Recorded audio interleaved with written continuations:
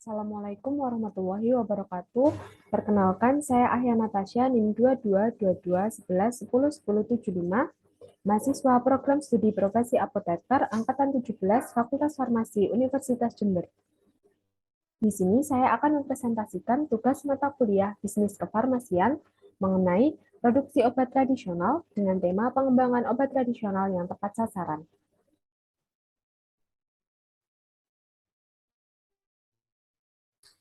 Yang pertama yaitu pendahuluan, di mana pada era sekarang ini atau era media digital 4.0 memiliki potensi yang bagus untuk pengembangan serta pemasaran produk herbal atau obat tradisional. Mengapa terjadi perkembangan tersebut? Di mana di sini masyarakat semakin membutuhkan solusi untuk permasalahan kesehatan, khususnya ada tren back to nature. Hal ini menjadi peluang bagi apoteker atau farmasis untuk lebih dapat mengembangkan potensinya dalam edukasi atau pengembangan dari produk obat tradisional.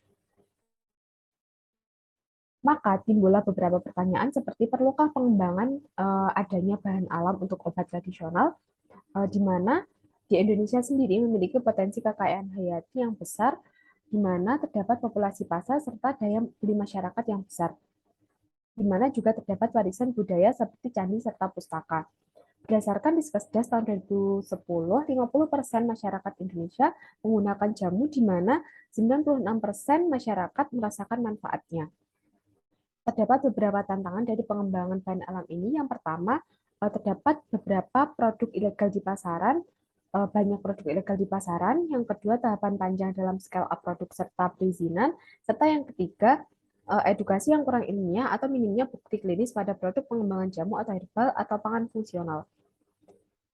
Selanjutnya adalah pangsa pasar dari obat tradisional di Indonesia, di mana dari tahun ke tahun hal ini mengalami pertumbuhan yang relatif stabil dari tahun 2006 sebanyak 9,8% per tahun, di mana sudah menjadi budaya, dan dengan tren back to nature ini, maka potensi jamu atau herbal akan semakin meningkat.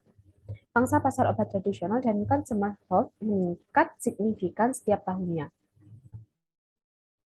Selanjutnya adalah pengaruh dari media digital atau internet untuk pengembangan dari obat tradisional. Pada masa sekarang ini, 53% masyarakat mengakses informasi herbal atau kesehatan atau tanaman obat herbal dari keluhan mereka dari internet.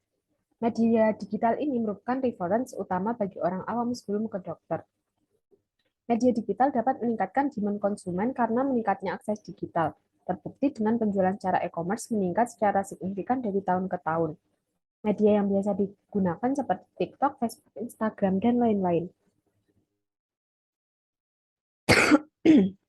Selanjutnya adalah produk serta tahapan dari pengembangan bahan alam. Yang pertama, obat tradisional atau pangan yang akan diedarkan di wilayah Indonesia wajib memiliki izin edar atau regulasi agar produknya dapat legal beredar di Indonesia. Yang kedua, kerjasama kontrak produksi atau toll manufacturer atau makro mitra akan mendiskusikan konsep sediaan yang akan dibuat dengan industri obat.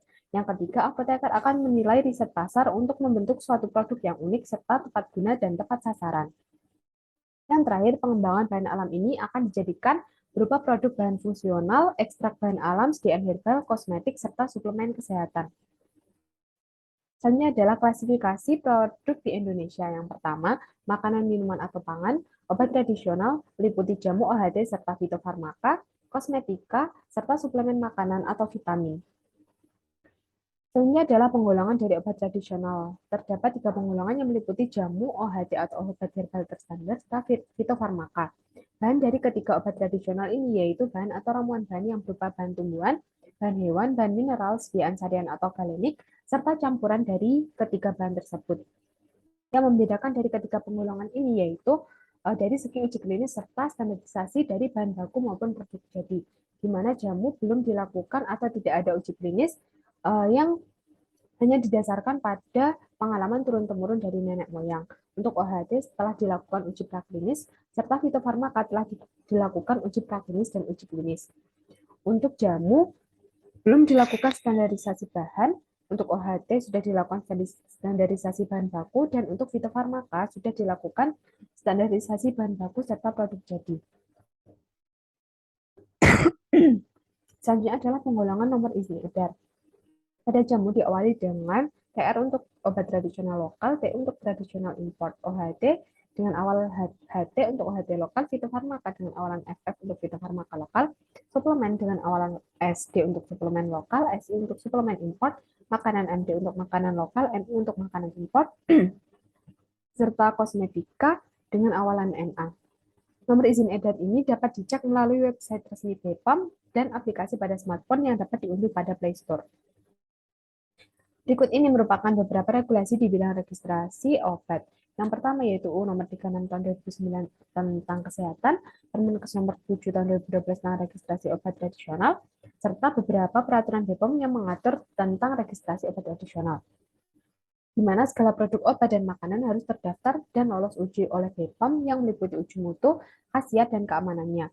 Setelah diuji dan dievaluasi, kemudian akan mendapatkan produk dengan nomor izin edar. Selanjutnya adalah Perkap BPOM tentang kriteria dan tata laksana registrasi obat bahan alam, di mana yang pertama dilakukan praregistrasi, yang kemudian akan dikategorikan timeline untuk registrasi PNBP, kemudian dilakukan registrasi berupa pre-market evaluasi, meliputi dokumen administrasi, data safety dan efikasi, dokumen quality, serta labeling atau penandaan. Safety dan efikasi meliputi pembuktian empiris dan atau saintifik. Selanjutnya dilakukan evaluasi yang kemudian dapat didapatkan persetujuan atau mungkin diperlukan data tambahan atau dapat juga terjadi penolakan produk. Selanjutnya adalah persyaratan. Beberapa persyaratan untuk praregistrasi dan registrasi. Yang pertama untuk praregistrasi diperlukan master formula, surat perizinan kerjasama kontrak jika ada, serta surat menunjukkan untuk produk impor. Selanjutnya untuk registrasi, meliputi sertifikat analisis bahan baku dan kemasan, sertifikat analisa produk jadi, cara membuat produk, protokol dan hasil uji stabilitas, rancangan produk kemasan, serta hasil praregistrasi. Selanjutnya adalah tahapan kunci dalam hilirisasi produk herbal.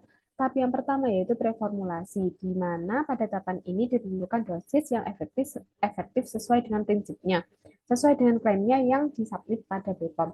Yang kedua yaitu tahap formulasi, di mana di sini dilakukan penetapan formulasi yang disesuaikan dengan riset pasar yang pernah dilakukan. Tahap yang ketiga yaitu desain dan uji stabilitas, di mana dilakukan desain kemasan, berikut bahan yang digunakan, dan dilakukan pengecekan stabilitas obat terhadap kemasan tersebut. Tahap yang keempat yaitu validasi proses, di mana di sini dibuat plan skala kecil hingga menemukan proses yang valid. Tahap yang kelima yaitu registrasi, di mana beberapa data dibutuhkan untuk registrasi di Badan POM. Selanjutnya adalah persyaratan mutu produk jadi.